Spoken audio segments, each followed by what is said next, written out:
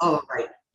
I think we are on, Mr. Paul. So, wow, it is such a pleasure to have you here.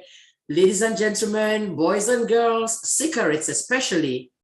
I cannot tell you how much I've looked forward to this chat we're about to have with Mr. Paul, who was a teacher in Sika Baptist College. He'll tell us a lot about that. Look at us. We didn't plan this, but it looks like we're color coordinating with green and stuff. And I see he's taken the time to wear his a Cameroon-looking shirt, Cameroon-looking jumper, as we call it. Is that from Cameroon? Yes. Well, Egbe, thank you so much for inviting me to chat with you. It is a treat for me too. I know about your webpage and all the work you do on the site and bringing people together, and I think it's just terrific. And about this shirt, I was in Cameroon from 70 to 72. So that's about 50 years ago. So this shirt is more than 50 years old. Wow. So I got it there. And, but it's a funny thing, I don't wear it that often. So I only washed it a few times. But when I used to wear this shirt, it was very loose on me. Now I put it on today, years later, and I have not washed it very much, but it has shrunk. It is tight. Has that ever happened to you? Oh, please, trust me. Trust me. That we like to blame it. I blame it on the fabric. I used to say, there's a time when I used to say, oh, no. This is the fat that came from when I had the babies. And then they'd say, how old is the baby? And I'd say, well, a few months old. Then 5 years passed and they said, how old is the baby? I'm like, 5 years old. Keep on blaming it on the thing. And I mean, we know how that works. Yeah. How Sorry. things have changed. It is my shirt. I have a few of them. And one of the great souvenirs of my time in Cameroon. So where did you buy this shirt from? Like in Victoria there? Oh, well, I had that. You know how they do it. I didn't buy it because I had one of the guys in the market, with a little sewing machine along the side. And he was always my tailor. He took my measurements once. And then from that time on, I would say, oh, I'd like a new shirt. I bring him cloth, and next thing you know, I had a new shirt. That's how it was. Fantastic. So let's just go ahead and say, how did you know about Cameroon? How come it is Cameroon you went to? Because you are originally from Canada, right? Yes, I'm from Canada. In fact, I'm there now. I'm in the Vancouver area. So, well, I could say, why not Cameroon? The way it came about was I was a university student, finishing my fourth year, and I was anticipating a career in academic research. So the career path was quite straightforward: get master's, PhD, become a professor. And I was in quite an intense program for my bachelor's degree. And it's not like business where you want to start early. The earlier you start, the earlier you become president and wealthy. But so my career path was very straightforward. And so I wanted to do something where I wouldn't think of my career or anything for a while, just leave it all. And of course, I was a member of, I'm a Christian and a member of a Baptist church, and the news went around that they were looking for teachers to go to Cameroon. And I didn't know anything about Cameroon. Of course, I had heard of missionaries who had been there, and many of them were medical people and that sort of thing. And even though I was not a trained teacher, I thought, well, it was a way to mix adventure with hopefully doing something good. And I mean, I wasn't idealistic. I didn't think, oh, I'm going to change Africa or change the world or anything. But I thought in some small way, and I'll say right up front that I'm not sure how much good I did in Africa, but Africa did a lot of good for me. And that's how it turned out. It was great. And how old were you at the time? I was, when I landed in Cameroon, I was 21. Oh my goodness. So I started teaching, and I suspect in Form 5, there were probably some girls, not much younger. I'm pretty sure some were older than you. I'm pretty sure at that time, point in time. It may well have been. So it was a very sobering experience. So I went not as a know-it-all teacher, but as someone who was just going to try their best. And in actual fact, that worked out well for me, because in our group, there were those who were trained teachers. And they would try to teach their lessons, and they would think back to their training, and they would say, oh, if I only had this film strip, if I only had this, I could do. I didn't have a clue what was supposed to happen, so whatever worked, worked. You know, I didn't have any idea of what it was supposed to be.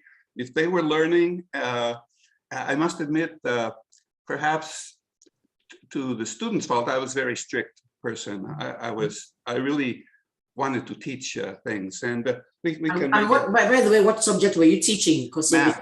I was a math teacher. Oh, thank God I wasn't there at the time, because you'd have been so disappointed. Oh man, math and some African women just don't go together. But you know, we're skipping ahead probably to the students, so you'll have to keep us all on track here. Right. But you know, I think of those students being at that school, and some, you know, I saw what primary schools were like, even just in the Victoria area and around. And to expect a girl to come from one of those primary schools, say, and come to Saker and learn kind of Western education, what is trigonometry to them, or what is it to learn about Napoleon? There's no connection at all. Right. And they tried so hard, and I can appreciate, must have been a lot of nonsense to them. On the other hand, for some of them, it was a key to their future, like it or not. And so I have great admiration for their willing, and I think that some of them, there was pressure on them to do well. You know, I can imagine a girl coming from a village, and maybe everybody in the village contributed money to pay her tuition, and she couldn't easily get kicked out or leave it and then, you know, disappoint them. So it was very serious stuff, education. It was both a privilege, but also I think on the girls, a significant responsibility to do well. True. Yes. And who was principal at the time when you got there? Well, the principal was Norm Haupt, who passed away recently. I recall you pulling together the online memorial service. But having said that, the people who really ran things were the two sergeants, Miss Kern and Miss Binder. What an appropriate name for the two of them, for that pair. God rest Miss Kern's soul, and Miss Binder, she's still out there in South Dakota, I tell you. What a pair those two were. And we're just eternally grateful for you and for them and for everybody that helped to make that school function like it did. It was something. Well, you know, I didn't have too much to do with the day-to-day of the girls, because I think it was, you know, I was a young man and they were young ladies. And so we didn't get involved, you know. Miss Kern and Miss Binder took care of that side of things. Yeah, side. So, but no, they were quite the pair. Right. So did you have to go to because most of the staff, okay, where on the campus did you live?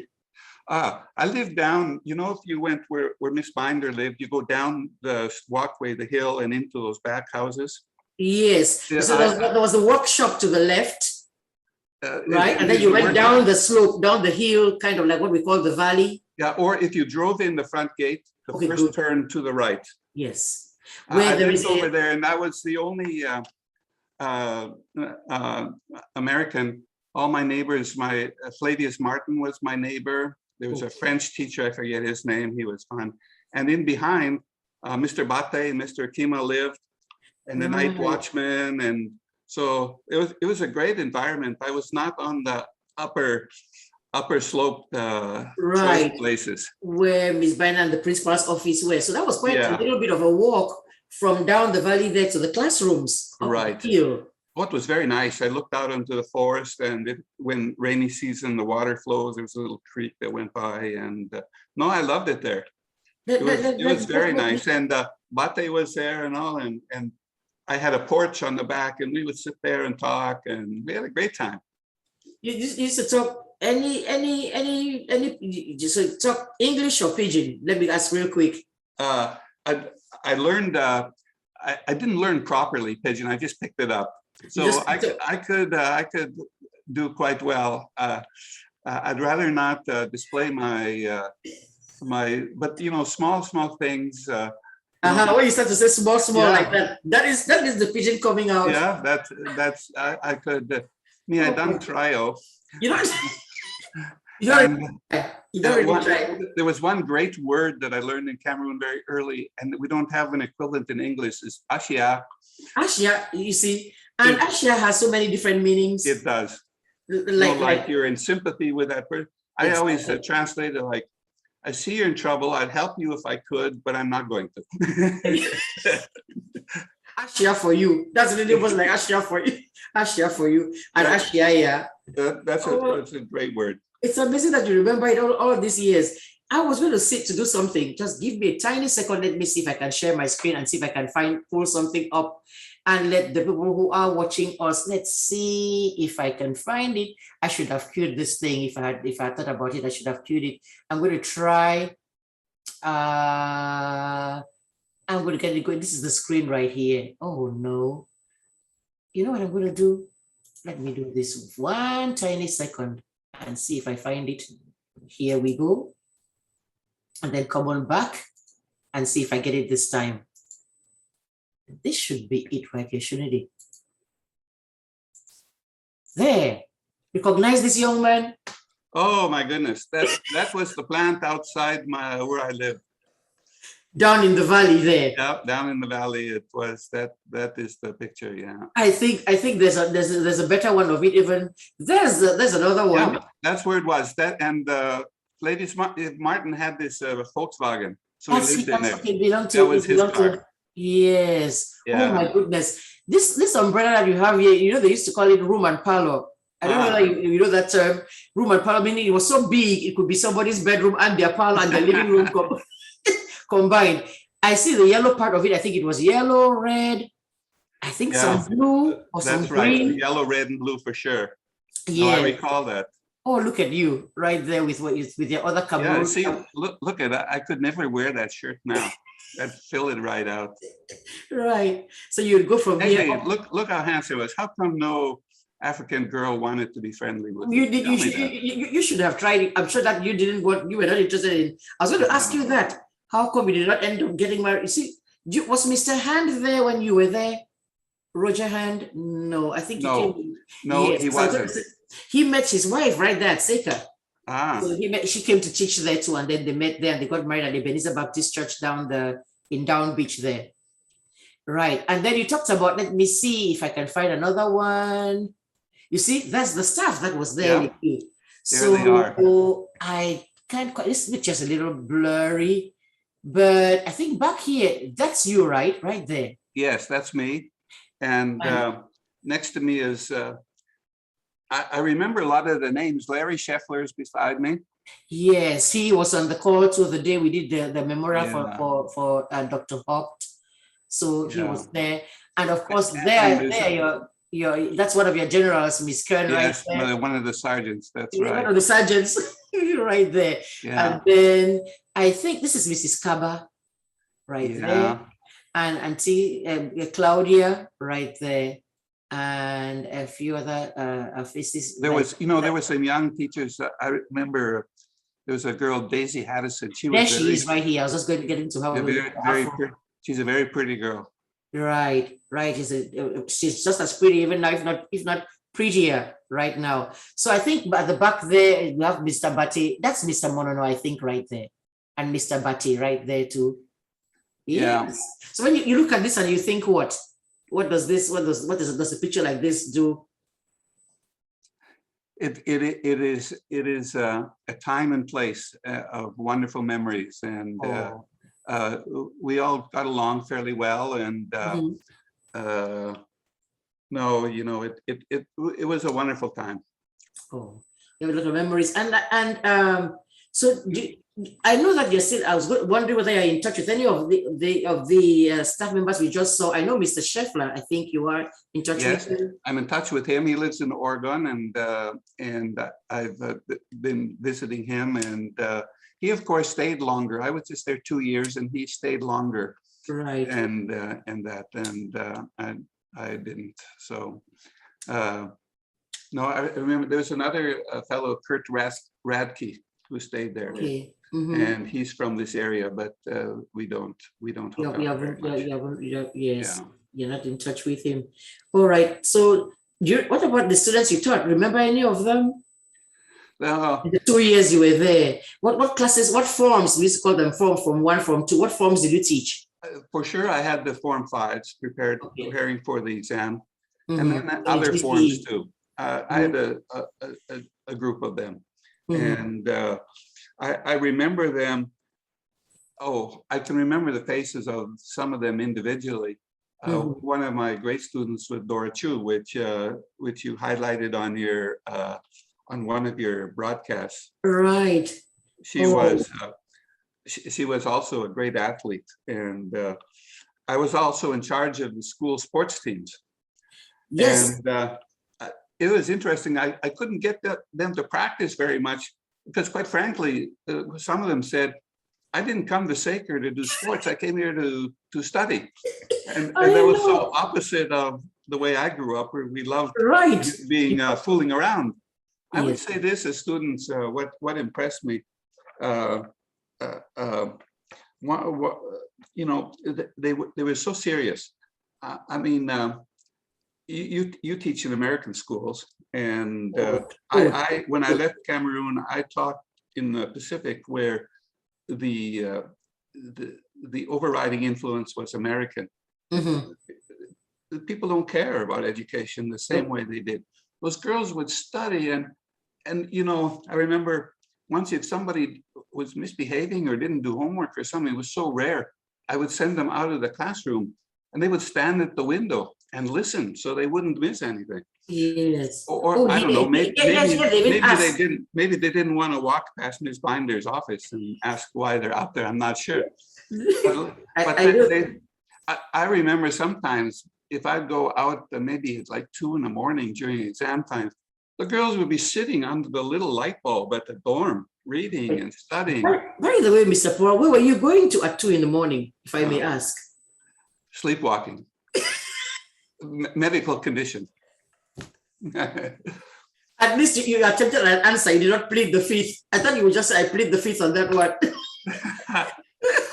No, but you know, and they were very very respectful. I mean, I was 21 and I had never heard anybody call me sir or Mr. Paul in my life before. That you can and the respect was you know, it's very un-American, where we all say, you know, and I heard parents would complain to the school and say, oh, our daughters are coming home and say, say, no, you teach them. Yes, sir. Yes, miss. You know, none of this casual slang. Right. It was very, very noticeable. And I also remember how I hated watching them during work period and having them cut the grass, you know. Right, with the lance. I have to do it. It was my job. But I guess somebody had to cut it, but it was such a thankless job, you know, to be out there with those knives. You know, they would bend them. The lances, they call them lance, and you bend them in the curve. They could swing and hit the grass just perfectly. That was Thursday afternoons. Yeah. Yeah, that Thursday afternoons. Oh, that is interesting. But they were very respectful and very serious in their studies. And when I think back of it, you see, this is the first time I taught, so I thought this is what teaching was like. And then when I left and taught somewhere else, I realized what a joy it was to have people pay attention and try so hard, right? And follow instruction and all that. It was my introduction to teaching, whereas, you know, I have 4 boys, and I know when they were growing up, I'd go to parent meetings or I would see them. It's completely different here. And there was, you know, for them, I guess it was hard, but an opportunity. I mean, there, I think if you graduate from Saker, it is similar to somebody getting a master's degree, you know, that kind of status. It really meant something. And it did. Maybe math papers wouldn't do it, but you know, to get O-level in English and things like that was a very good opportunity for their futures. Correct. And as you know, because you're subscribed to the mail thing I do, you've seen what they've become. I mean, what SAKERPRIDEs have gone on to become. The Dorash you mentioned, there is Dr. Mbania now, like you know, and there's a whole bunch of them in all kinds of fields, the legal field, the medical field, everywhere. I see that. And let me say that I am so proud to have been there, and just my little moment of time is so precious to me. I mean, I used to think about, even occasionally there'd be a social event and the girls would dress up, you know, in their nice outfits, right, and look lovely, and you wouldn't see them in their blue sack dresses, you know. and you say, these are great young ladies, you know. Right, they were so impressive. That's why we needed the sergeants there. You needed Sergeant 1 and Sergeant 2. Yeah, and right. Even when I would travel in Cameroon, especially, you know, from Bamenda down or whatnot, to say you're from Saker would be respectful, and I was. It carried some clout. Not because of who I was, but because I was attached to this. To the establishment, to the institution. Yeah. Yes, it had that reputation. It still does, but it definitely had that reputation at the time. So, what did you do with yourself on the weekends besides go get the new shirt made and sneak on out at 2 in the morning? Yeah, well, you know what? When you're my age now, you can say things and get away with it. So I'm about what is done is done, you know. But I had several friends in the town. I used to go there, and I used to have friends mile 6 and mile 8, Betoke, you know, that side. Betoke, yes. And in fact, I had a man. He could speak very little English, and he even had 2 wives, and he would let me stay at his place, and I would go there and spend the time, and sometimes a bit of a holiday, and I would go fishing with them in these dugout canoes. In a canoe thing? Yeah, we would go way out in the ocean in nighttime. My goodness. You know, and you feel like nothing. You're in this little canoe, you know, that might be leaking any second, and you're way out there fishing with these guys with the net and pulling and yanking, and no, it was all a great experience. And I am sitting here going, I hope you never wrote home to tell your parents that's what you were doing, because I would be scared to death. my 21-year-old, even in this country, trying to go kayaking, I have a problem with it. Zip lining, I'm like, no, don't you do that. Then I have my child. I trusted they had been doing fishing all their life, and their fathers before them, so I assumed they knew what they were doing. Oh, I know a certain Simon Peter who tried to walk on water. Yeah, that's right. He was with the Lord and Master, and he still was yeah, I didn't. I guess it's a daredevil kind of thing when you're young, like that. You don't have any obligations. You don't have a wife and children. I guess that's a little bit of a kind of like free spirit, and say, hey, not the way if you were older. I don't know whether you would have done the same. Oh, that was me. You know, when I got there, you talk about going to Cameroon. I had no preconceived notion of what it was like. That's and a good thing. I went just like a sponge or a clean page, like whatever is there. I want to learn. I want to know about it. I didn't say, oh, why is it like this? Why is it like that? Oh, I thought it was like that. Yes. I just went. I was blind. Just say, I'm open for this. Bring it on. Ready, yes. And okay, so what were your impressions then about the culture, the food, the music? The food was interesting. I ate many different things. My funniest adventure was eating elephant, and that is a little bit of a story. And tell it. Go ahead and tell the story.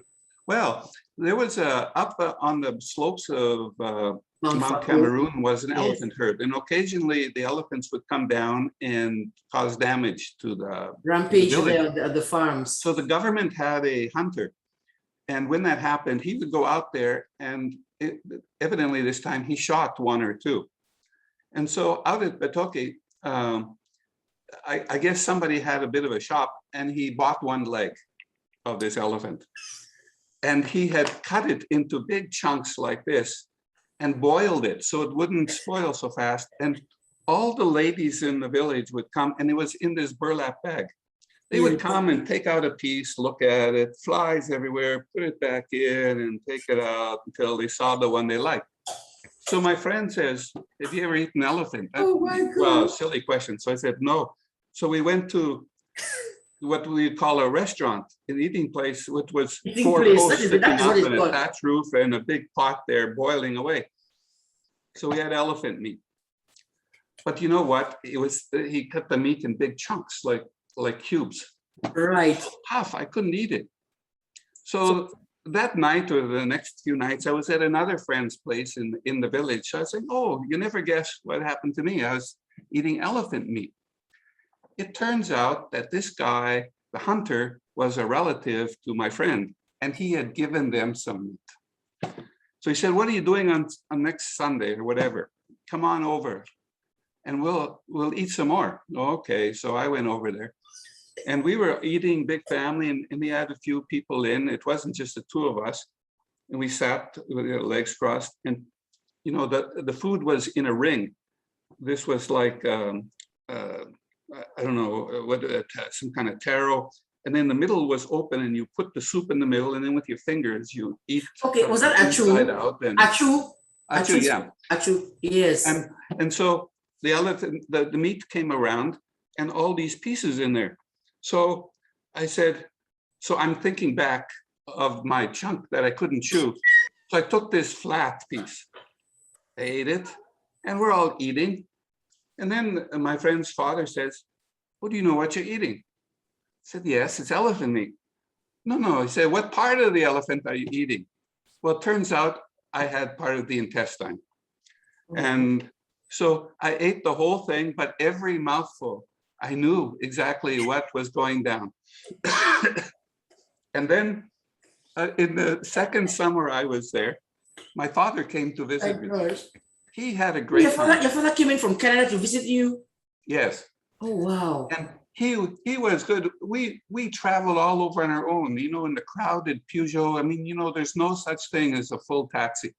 And one time, there's always space for one more person. And one time the lady threw up on his lap. He didn't mind, you know, he was for the trip. And, you know, when the men wanted, the taxi would stop and we'd all go into the bush beside the road. And my dad was just great with this.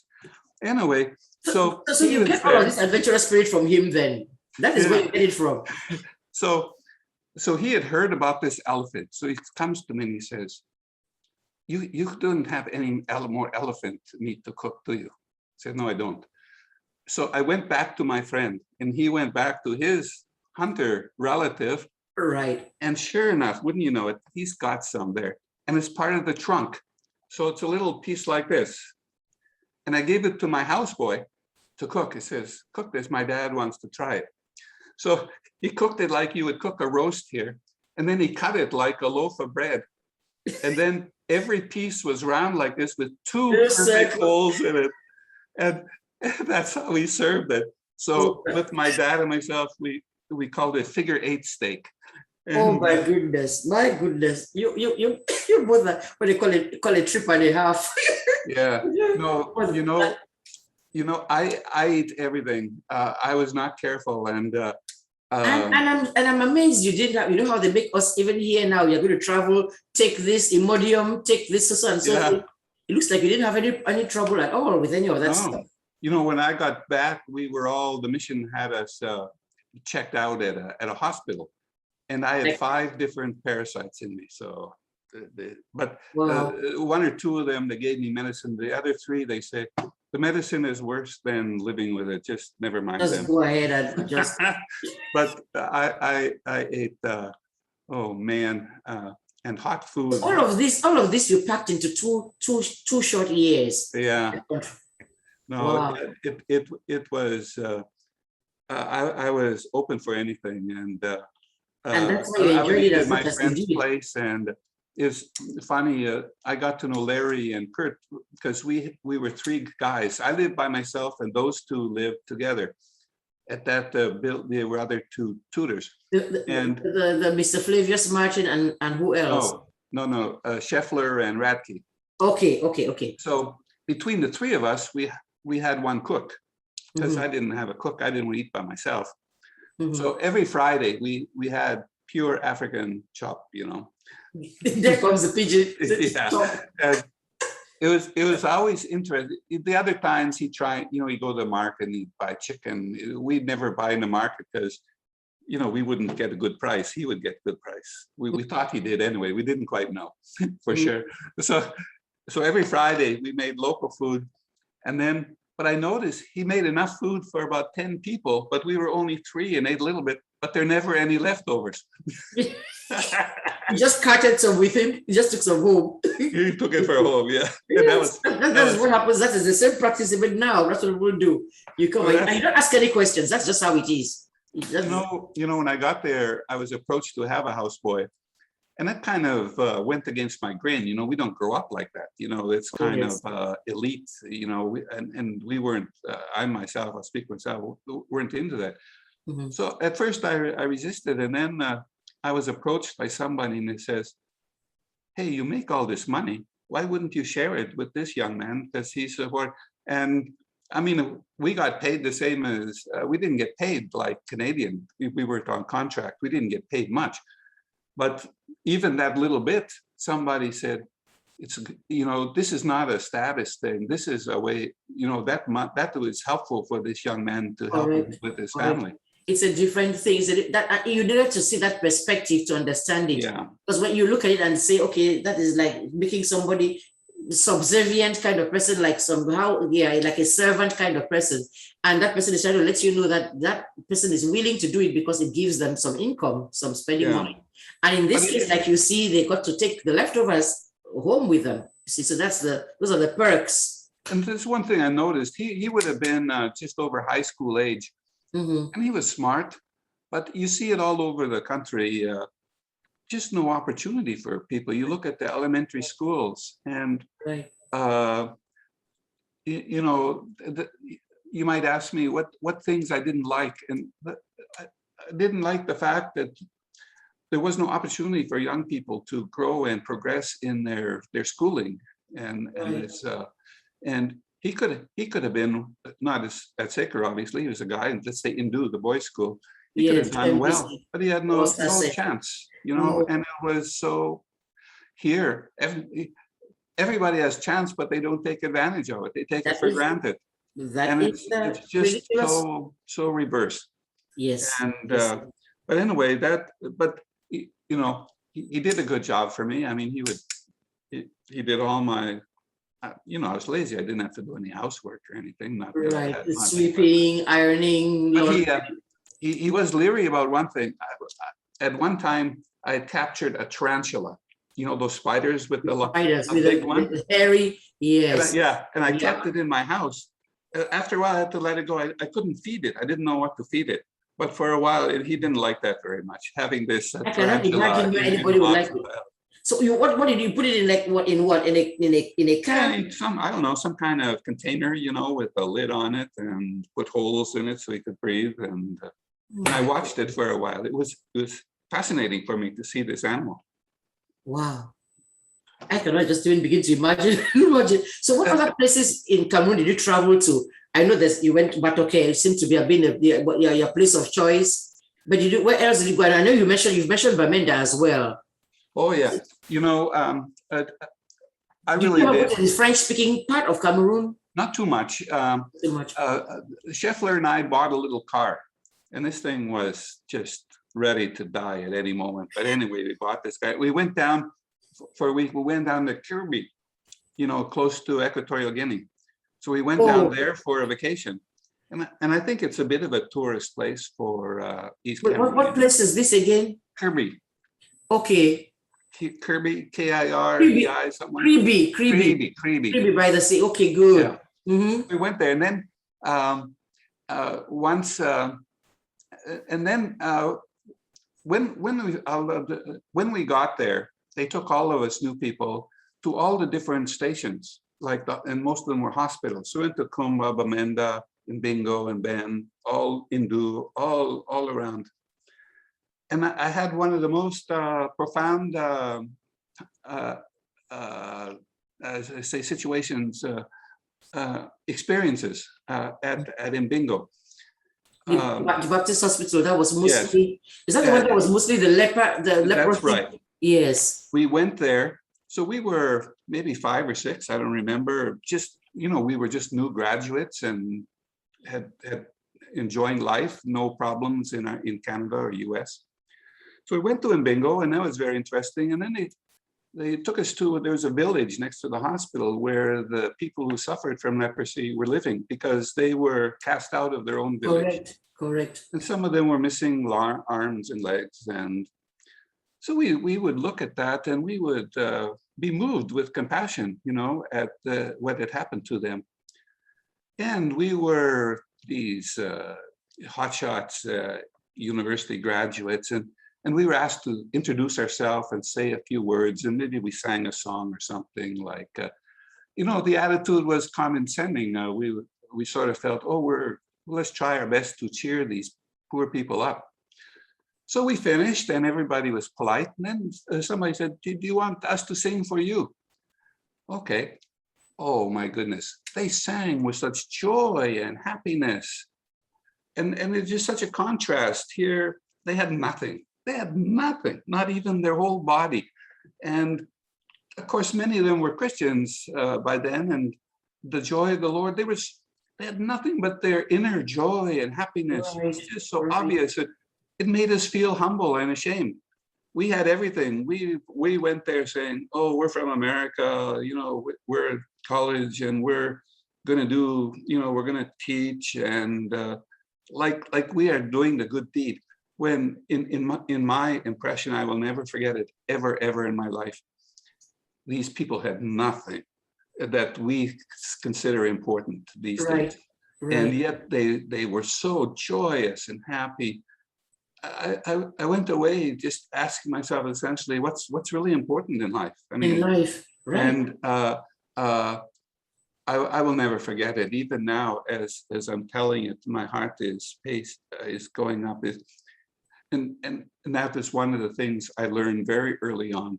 And of course, being part of the mission, I would go to you know, I'd go to EGBE.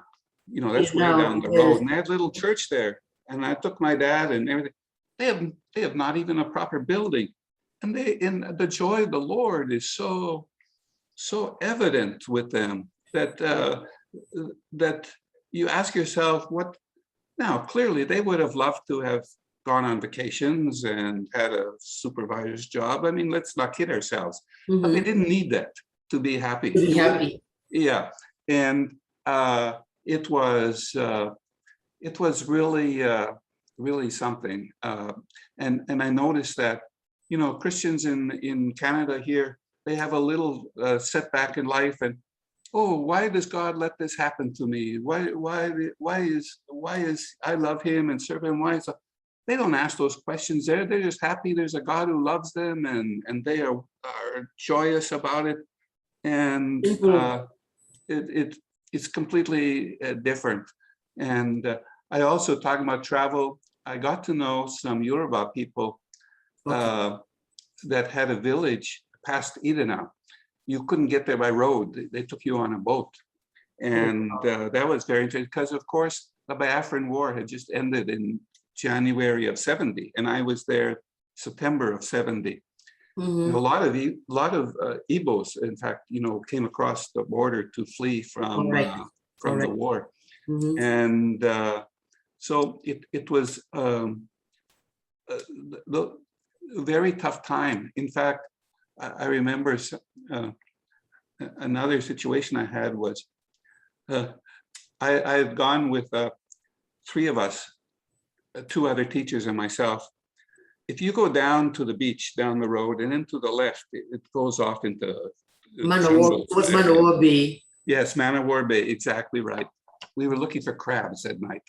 I mean, late at night, you know. You are elephant meat, tarantulas, crabs. So at least at the 2 o'clock in the morning kind of activity. Oh, so we parked the car in the road and we went to sort of mangroves, you know, where the crabs live. Yes. So we came to our car and we were surrounded by the army. Oh man, what were we doing? It turns out that the army was waiting because in a few days, Hijo was going to come and visit, or some high government official, and they were going to sweep into the town and force people to cut grass, and also any Nigerians who shouldn't be there, they would beat them up or get them out of the way. And they didn't want us to go back into the town should we warn people about that they were on the edge of the town. Yeah, and their way in. So we spent, they would get people out to cut the grass along every road, and in preparation for this visit of this. Yeah. And we sat there with these guys all night. That was really something. I also spent one night in the gendarmerie. I was going to Buia and I forgot my laissez-passer paper. And I was stopped. And what are you doing? And somebody had to come from Saker, probably help to voucher. But I was wondering, well, what's going to happen to me? And the thing about the military there, which even my children notice when they go, they say they're just carrying guns like that because they just carry them like that. It's not like they're just slinging them and everything. It can be quite scary. It can be. It's the one thing that I was always leery about was the army and what they could do. It happened at the end of every month. I guess they would run out of money. Then they would stop every taxi. And of course, the taxi driver have to pay to get for a bribe. Had to give them dash. Dash. Yes. So you haven't forgotten your pigeon at all. I once saw an army guy with a machete. I'm sure he killed a guy. Be right beside the road and thought nothing of it. And the power they have to. They kept me in the gendarmerie, and I was nervous, very nervous what was going to happen to me. And so I was not comfortable about being around army guys. I can imagine. Oh, wow. That's a lot. And I know that what about the music? The music? Because there's a time when you had it on your ringtone. Yes, I have a good selection. Now, of course, if you want to search for it on music, it's called Shokus. Shokus, yes. Yes, it's very similar. High life music. High life. At the time, especially coming in from Nigeria. Yeah. You had my friends on your cell phone was Maria Mboka. Yeah. Maria Mboka. Moteba Mwanga. Yeah. I was so shocked the day I tried to call you, didn't get you. And I think I don't know what it is that happened. Oh, how I got to hear it. Oh, but it was. Do you still have it on your phone? Yes, I have it, and I have. If I called you now, it will have an echo on this thing. I was going to call it so that you don't answer, and then you hear the ringtone. There's a guy on YouTube Music who has lots of nice soukous. Some is really I don't like so much, but it's called Mr. Bongo Man. I don't know if you've ever heard that term. No, I haven't seen that. Search that. I will search it. No, I have a great selection, and also Cameroonian Elo Boten. I don't know if you remember his singing. Oh, Ebwalotin. Yeah. Ebwalotin, who said like Ngola Mulato and Dalongo and those songs. Those right around that time that you would come. Yes, those are the songs that you would know. Would you dare sing any or hum any? Pardon me? Would you have the courage to hum or sing a line or two of them so I can actually see which ones are your favorites of Ebwalotin? No, I can't sing on tune very good. If I would sing Happy Birthday, you would confuse it with Star Spangled Banner. You wouldn't know the difference. I'm so far off. I was trying to see which one it is that you like, which of the songs that you actually know. So I was going to, I guess. I could maybe sometime when you call me, I'll play some of my favorites. But I have a very good selection of highlights.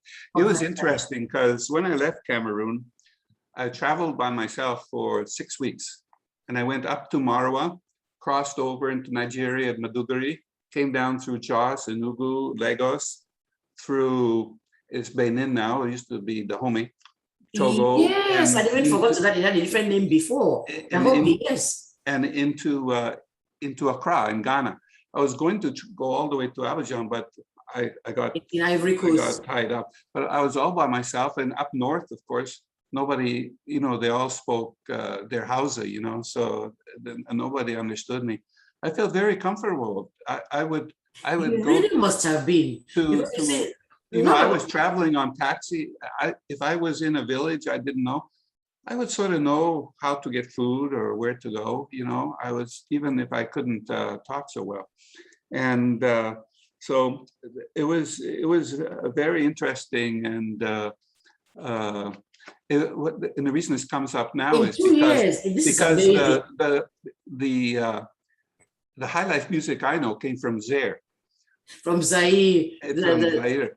But yes. in Nigerian Lagos, in Accra, Nigerian music isn't as smooth, and in Ghana it's different again, slightly different. The high life. The high But one life. thing I couldn't stand is James Brown. I don't know why everyone liked James Brown in those days. That was amazing. Yes, you liked the local music much more than you did. Well, Yeah, so I had friends, and fun.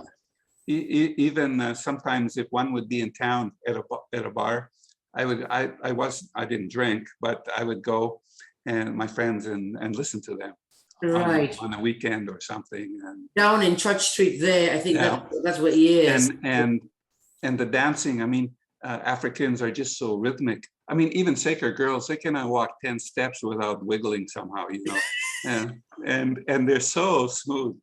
And you know, you watch American dancing and it's all like this. Yes, But flailing African arms dancing and is things. just, It you is know, smooth and suave. Yep. yeah, You know you're African. they're very good rhythm, and Right. I enjoyed that. And of course, the traditional culture, you don't see so much of it in Victoria, of course, but you know, limbe now, whichever. What is the right term to use, Victoria or These limbe? days it's called limbe, but some of us are just used to calling it Victoria the way it was before. The way it was before Yeah. it became limbe. Yes, So, it is you know, limbe now. there's Though, such a mixture of people. The traditional cultures aren't there. But if yes. you go up to like Bamenda, oh, I'll tell you a funny story. So my dad was visiting, he was going to Mabenda, and one of my friends was in the tribe of, they had a fawn. That was interesting for me in the culture, how people stuck together with their tribe and supported each other to a point at some point, because you know, I remember I was involved with an organization, and the leader of that organization was a scoundrel. And, you know, he took the car and smashed it, got his secretaries pregnant, ran off with all the money. Then the next election came, like American style, and they vote who's going to, and he won again. Oh my God. Why would they put him in? Because he's such a scoundrel. Well, the guy from the largest tribe would always win. Exactly, because the votes, yes, his country people would vote for him. Mm-hmm. So you know, there was that tie. So I knew this guy, so I went to him and I said, you know, I want to show my dad some traditional Africa. Could we visit your farm? I think it was the Fauna Bethut, and you know, there's a very famous book, of course, the Fauna. Right. Bethut. Yes. So my friend, I guess he was, I don't know how the society was structured in that tribe, but he was very reluctant to initiate this visit. Right. Talked him into it anyway. So he went and he gave us all these instructions. Now, when you go in to see him, they have a special like palace where you sit. He will come in and you don't ask him questions. You wait for him. You don't shake his hand. You don't, yeah. Oh, yes. So my dad, you know, oh yeah, no, I understand all this. So we get in there. And my dad is so interested. He starts talking to him, you know, just directly. And soon the fawn is sitting sideways in his chairs with his legs over the arm of the chair and laughing. And my friend, he was with us. He's almost falling. He's almost dead. You know, what's going to happen? Why did you bring this? Didn't you prepare them? You know. And we took gifts like some salt, or you know, there were some traditional gifts they give. So we walk out of this place after, and I'm wondering, oh man, my friend's going to be very angry with me and my dad. My friend, my Cameroonian friend, his name was Fidelis. He looked at me and said, I think the fawn liked your father. So it all turned out okay. It turned out okay, because you see, he realizes that this is somebody who doesn't know any better. That Yeah. is different. So you don't take it. You don't feel disrespected by it because he doesn't know any better. Well, that would be a different thing if one of his subjects did that. Well, it was very interesting because he had several children in London for schooling and whatnot, and so they were talking about world events, not just local situations. Right. And so the fawn actually was enjoying himself. It seemed to me, anyway. Right. In this day and time, even most of the fawns are educated people, yes. Western trained and everything, because yes. and doing the best they can for their villages. Is not the same kind of like when somebody is there and they'll be literate and that kind of a thing. Yeah, no. I see that even from your website. You highlight certain people and their the role they are playing now in society. Right. Right. I was going to find one more. You know how you talked about how you were in SAKER, that you were in charge of the sports. I don't know if you've seen this picture, because the other ones I think I got them from you, and one or two that from the school archives. But there's this one I just found. Miss Binder sent me a couple of pictures not too long ago. There's this one, and I believe that is you in it. How do I find that picture again now? This should be the album we're looking at before. I'll just keep shifting. Okay, that's a cropped picture just to get you in it. The one yeah, middle. That's the three of us. Yeah, three of you. Okay, this one. Oh my goodness. I recognized you because Miss Binder sent this picture. I recognized you. I said, "This must be you right here." You just talked about how you were in charge of long jump. Yes.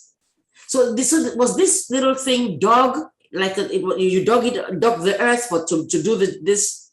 It would seem that way, or people, but it looks kind of hard, doesn't it? It doesn't look very friendly.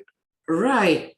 I guess I'm sure they just dug a patch of the field. Yeah. This should be the field before the chapel came over and everything. So who is that Mr. Scheffler back there taking a picture? It looks like him. I was just noticing that. It certainly looks like him. Right. I wonder if any ladies would recognize themselves in the pictures there. I can see some of them are wearing the sports attire was green, like that, green shorts with the white top. It might have been different schools, competing against each other. Yes. Because I know once we went to Douala with the handball team. Right. And handball, it's not a sport that we know here in Canada, but it's very fun to watch and play. Correct. They do in Europe, and the girls liked playing that very much. Right. And we, of course, had the basketball court on the, right there behind Miss Binder's house, under the mango tree there, the big mango. Right, the big mango tree. Yes, that's right. That's right. And so maybe it's time to talk about, okay, post SAKER, you came on back to Canada, and then what? Well, as I explained before, I wasn't a trained teacher. Mm-hmm. So I liked it so much. I came back to Canada, and I returned to my university to, that was my goal, to progress in my education. Mm-hmm. And I went to the offices of our department, and I looked in on some of my friends who 2 years later now were getting their masters. Mm-hmm. And that was something that was in my plan.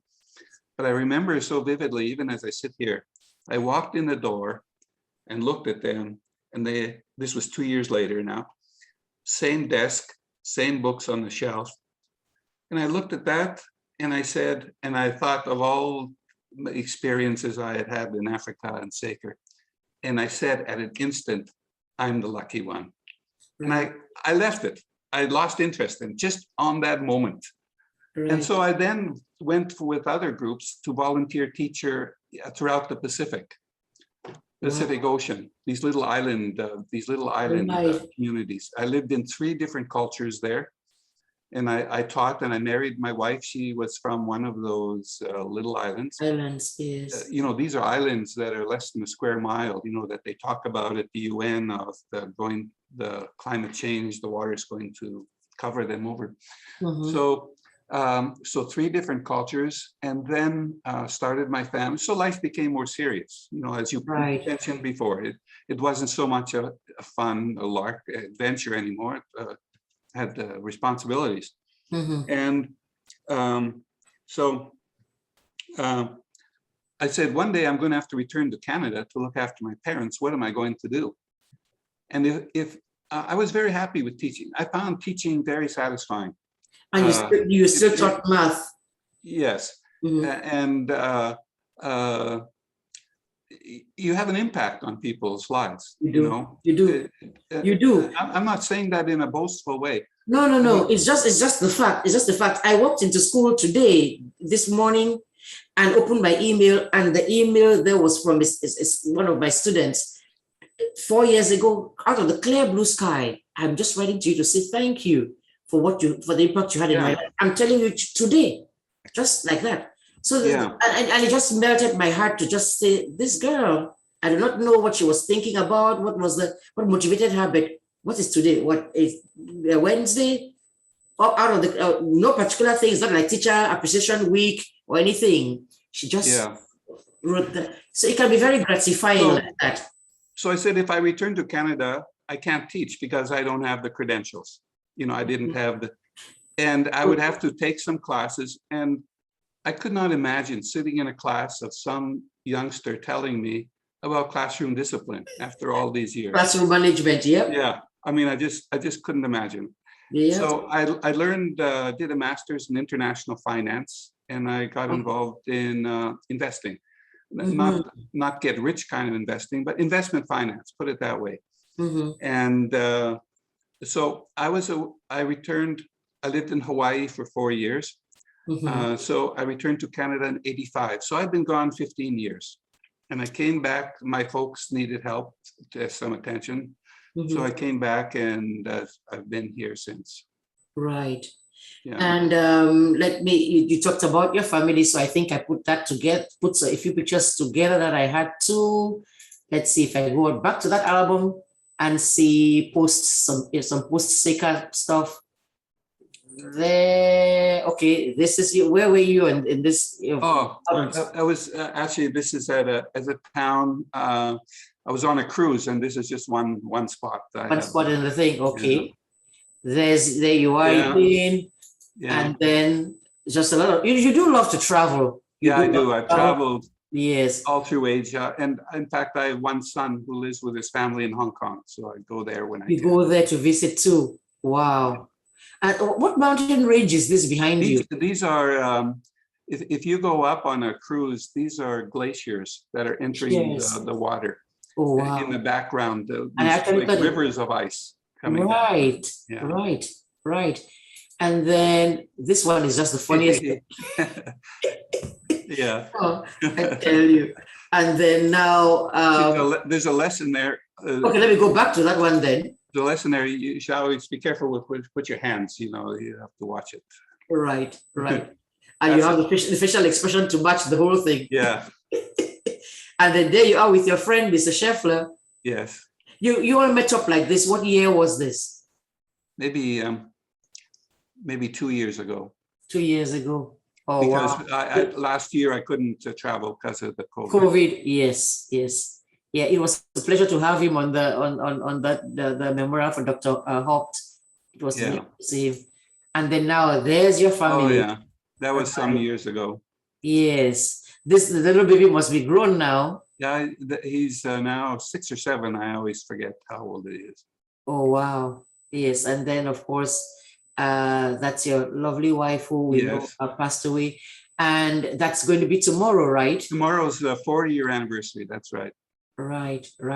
And I remember you mentioned the fact that it was there's a bunch of 11s in the whole thing. Yeah. We said in Canada, tomorrow is what we call Remembrance Day, when we remember, which we are calling Veterans Day over here. Yes, and the war ended, or the armistice was signed on the 11th day of the 11th hour of the 11th month of the 11th day. So when she passed away, I glanced up at the clock. It was literally 11, or very close, 11 minutes past 11 p.m. on the 11th day of the 11th month. Oh, wow. So, yeah, God rest her. We remember her. It brings a smile to us as we remember her laughter and smile. Right. God rest her dear soul. Yes, there. And I think, so which one lives in Hong Kong? That one, your first one, yeah. Right and here. His wife is Chinese. All right, there they are, and then these are the. I thought, wait, did you have? Yes, those are the four boys right there. So this is the One, yeah. youngest. Yeah. Who's the youngest? No, the one in Hong Kong is the youngest. He's the youngest. Okay. All right. Yeah. Then. Yeah, I think I have maybe one more picture. Or no, there's. Oh yeah, there they are. There they are. Yeah, this is before the baby. Yeah. Before the okay, yeah. Right. That is awesome. You have a beautiful family, Mr. Paul. Thank you so much. A beautiful family. So you go off to visit them from time to time. Yeah.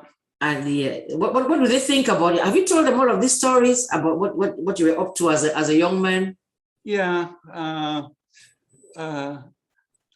Well, I should say a younger man. Sorry, a younger man, not a young man, because he's just younger. Yeah.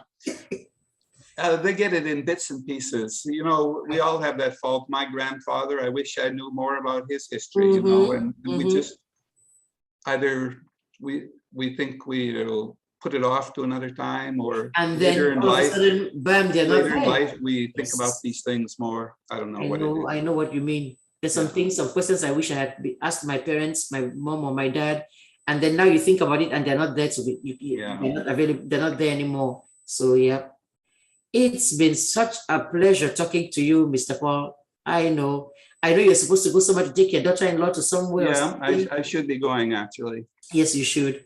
Thank you for your friendship, and hopefully we'll see you at the end of January. I am looking forward to it. We have to celebrate Seker's 60th.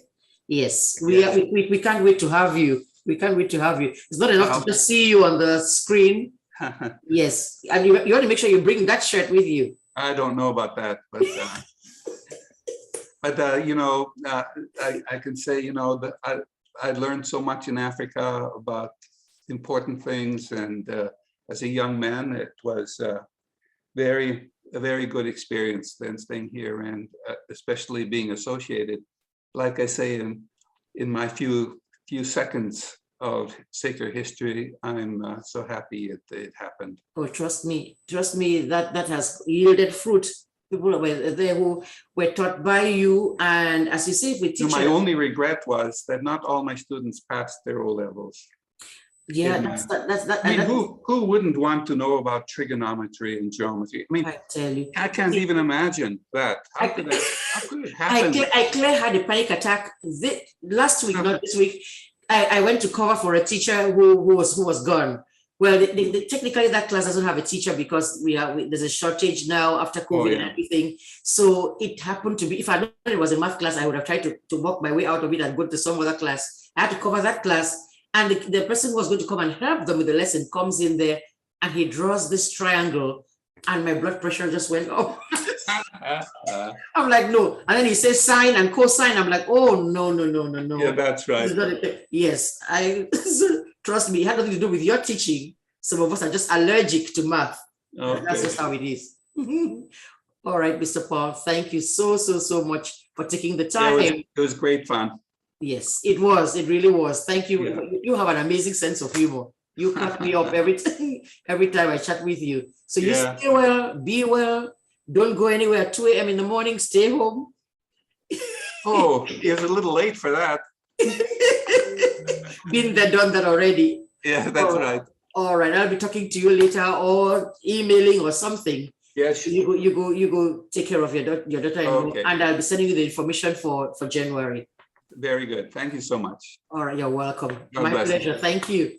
Okay. Bye-bye. Bye.